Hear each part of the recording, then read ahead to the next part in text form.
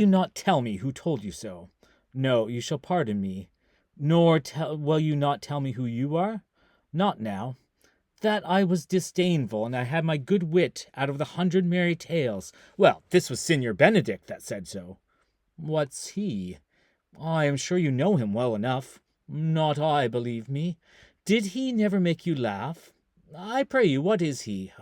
Why, he is the prince's jester, a very dull fool. His only gift is in devising impossible slanders.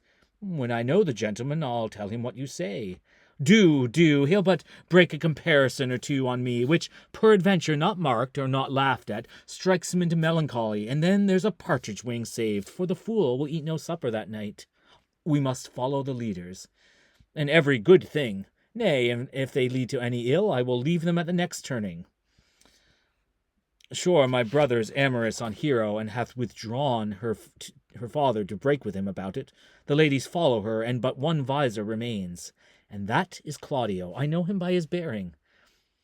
Are not you Signor Benedick? You know me well, I am he. Signor, you are very near my brother in his love. He is enamored with Hero. I pray you dissuade him from her. She is no equal for his birth. You may do the part of an honest man in it. How know you he loves her? I heard him swear his affection. Well, so did I, too, and he swore he would marry her tonight. Come, let us to the banquet. Thus answer I in name of Benedick, but hear these ill news with the ears of Claudio. 'Tis certain so, the prince woos for himself. Friendship is constant in all other things, save in the office and affairs of love. Count Claudio? Yea, the same. The prince hath got your Hero. I wish him joy of her. Why, think'st thou the prince would ever trick you? I pray you, leave me. Oh, now you strike like the blind man. 'Twas the boy that stole your meat, and you'll beat the post. If you'll not leave me in peace, I'll leave you. Alas, poor hurt fowl, now will he creep into sedges. But that my Lady Beatrice should know me and not know me, the prince's fool. It may be I go under that title because I marry. Yea, but so I am apt to do myself wrong. I am not so reputed. It is the bitter disposition of Beatrice. Well, I'll be revenged as I may. Now, senor, where's the count? Did you see him? I found him here as melancholy as a rabbit in a burrow, worthy to be whipped. To be whipped? What's his fault? The flat transgression of a schoolboy who, being overjoyed with finding a bird's nest, shows it to his companion, and he steals it.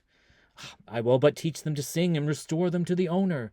Now, the Lady Beatrice hath a quarrel with you. The gentleman that danced with her told her she is much wronged by you. Oh, she misused me past the endurance of a block.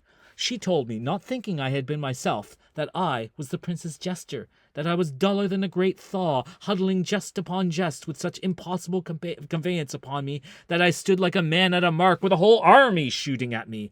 She speaks poniards, and every word stabs. If her breath were as terrible as her terminations, there were no living near her. She would infect to the North Star. I would not marry her, though she were endowed with all that Adam had left him before he transgressed. Come, talk not of her.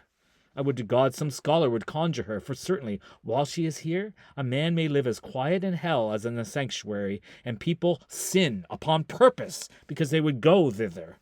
So indeed, all disquiet, horror, and perturbation follows her. Look, here she comes. Will your grace command me to any service to the world's end?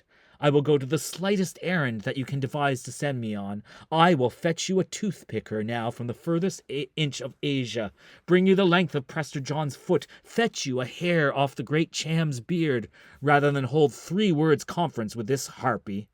You have no employment for me? None but to desire your good company. O God, sir, here's a dish I love not. I cannot endure my lady tongue.